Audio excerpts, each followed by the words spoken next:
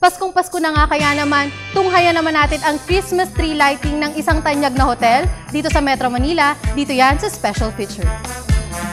Isang malamig na umaga sa inyo mga boss.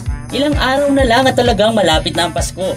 At habang papalapit na ang pinakaantay nating okasyon, sabay-sabay na rin ang pagpapailaw ng mga Christmas tree sa iba't ibang pribadong establishmento. Kamakailan lang ay pinailawan na ang giant Christmas tree kasabay ng pagpapasinaya ng kanilang mga bagong amenities. This year's Christmas celebration theme is Crystal Joys. So we've decorated the lobby with a new chandelier that we have, the 3,600 crystals, all out of Sambaguita.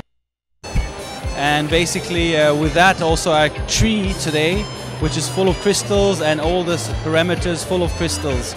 So it's really all about crystalline Christmas this year. Kasama sa kanilang Christmas tree lighting activity ang pagtulong sa mga batang nangangailangan sa pamamagitan ng taunan nilang outreach program.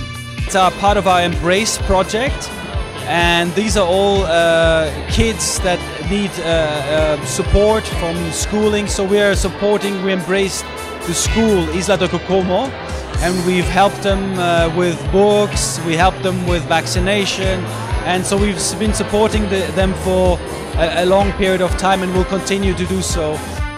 Bukod sa pagtulong sa mga kapuspalad ng mga kabataan, kasama rin sa kanilang programa ang pagtulong sa pag-alaala sa mga nasalanta ng Bagyong Yolanda sa Kabisayaan.